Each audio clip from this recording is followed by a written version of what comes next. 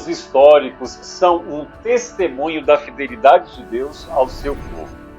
Cada evento foi um passo providencial que levou ao cumprimento da promessa do Salvador na pessoa maravilhosa de Jesus Cristo.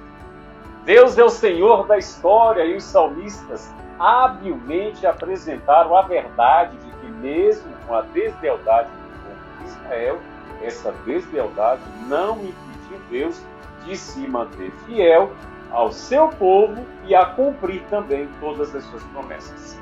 A história do povo de Deus demonstra que nenhuma promessa que Deus fez em sua palavra deixará de ser cumprida. O tema de hoje em nosso guia de estudos da palavra de Deus é Estudo Adicional. Qual é o objetivo final da liderança soberana de Deus sobre o seu povo? Quais são as bênçãos de recordar a liderança fiel de Deus sobre o seu povo no decorrer da história? Como os salmos nos encorajam a reconhecer o cuidado de Deus, a exercitar a nossa confiança nos seus caminhos, mesmo quando é difícil entender tudo.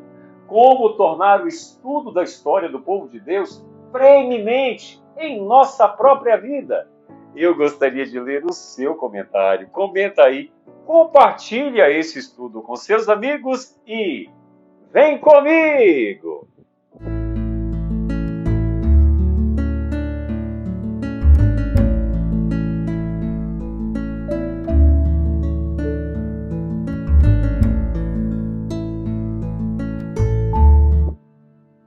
O texto bíblico do estudo de hoje diz o seguinte: o que ouvimos e aprendemos, o que os nossos pais nos contaram, não o encobriremos a seus filhos. Contaremos à geração vindoura os louvores do Senhor e o seu poder e as maravilhas que fez. Salmos 78, 3 e 4.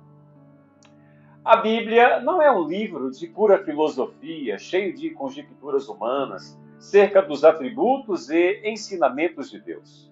A Bíblia, a palavra de Deus, é o registro das ações do Senhor na história, desde o início dos tempos. Por meio desses eventos, podemos aprender quem é Deus e quais são os seus planos para a nossa vida e para toda a humanidade. Muitos críticos da palavra de Deus tropeçam nesta verdade bíblica. Eles não aceitam a ideia que Deus trabalha ativamente na história. Rejeitam o conceito de que o Criador se envolve nos assuntos humanos.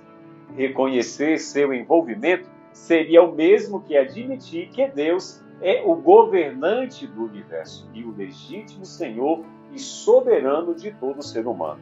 E como tal, devemos aceitar a sua soberania e a sua lei. As últimas coisas que o coração egoísta deseja reconhecer são as reivindicações de Deus sobre a sua lealdade e autoridade sobre a vida humana. Quando olhamos para a história da humanidade, percebemos a história como a espinha dorsal da palavra de Deus. Do livro de Gênesis, que é o primeiro livro da Bíblia, até o último livro da Bíblia, que é o livro do Apocalipse, percebemos a história da redenção da humanidade. Tudo o que o Senhor fez foi com o propósito de salvar pessoas perdidas e condenadas à morte, para que elas pudessem um dia ter o privilégio de viver na eternidade. Percebemos então esse propósito do próprio conteúdo da Bíblia. Resumindo, a Bíblia é um livro sobre a história da salvação. Enquanto 21 livros da Bíblia são de natureza narrativa ou composta por histórias, o restante dos livros, sejam eles proféticos, poéticos, sapienciais, apocalípticos, cartas pastorais ou pessoais, também está relacionado com a história ou contém esse tipo de literatura. A palavra de Deus, em toda a sua totalidade, se baseia no entendimento de que seu autor está vivo e ativo, intervindo nos eventos terrenos. O poder da mensagem da Bíblia, da palavra de Deus, resiste neste fato. Um outro aspecto muito interessante é a grande ênfase que a Bíblia dá ao Criador como aquele que governava as forças naturais naquela época e ainda governa hoje em nossos dias. Se rejeitarmos a historicidade da palavra de Deus, tudo o que restará será apenas contos religiosos, sem o poder de transformar a nossa vida atual. A Bíblia, a palavra de Deus, confronta o pensamento secular e afirma não só que o Senhor atua na história, mas que se desenvolve através de relacionamentos dinâmicos e salvíficos com suas criaturas. Voltemos rapidamente nossa atenção agora para o Êxodo. A libertação dos filhos de Israel do cativeiro egípcio, mais conhecido como Êxodo, foi o clímax importante na história do povo de Israel e, portanto, um paradigma adequado para a libertação do pecado que Deus, em um futuro bem presente, irá realizar em favor da família humana. No antigo Israel, os pais deviam educar seus filhos recitando para eles as ações efetuadas pelo Deus de seus antepassados. As instruções acerca do ensino dos filhos são profundamente intencionais e extremamente relevantes. Nós não podemos esquecer o nosso passado. Costuma-se dizer que aqueles que esquecem o passado estão condenados a repeti-los. Salmo 105:5 afirma: lembre-se das maravilhas que ele fez, dos seus prodígios e das sentenças de juízos que pronunciou. Em Israel, a história era frequentemente expressa em cânticos, para facilitar a memorização e inculcar a verdade bíblica na mente das novas gerações.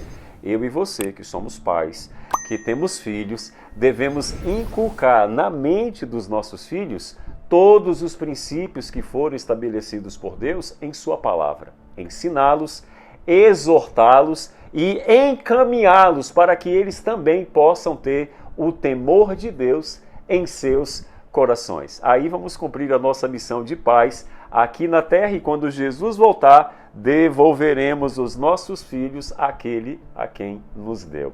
Eu espero em Deus que você tenha uma sexta-feira de muitas bênçãos.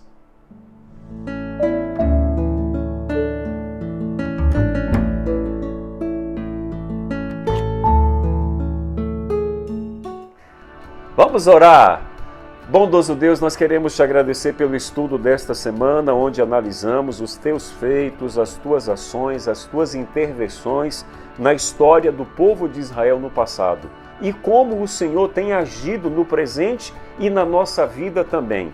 Independente daquilo que o Senhor já fez, daquilo que o Senhor está fazendo, nós queremos acreditar que o Senhor irá ainda fazer coisas maiores do que o Senhor já fez, para que um dia possamos ter o privilégio de podermos estar contigo na eternidade. Nos dê uma sexta-feira abençoada, é o que nós te pedimos em nome de Jesus.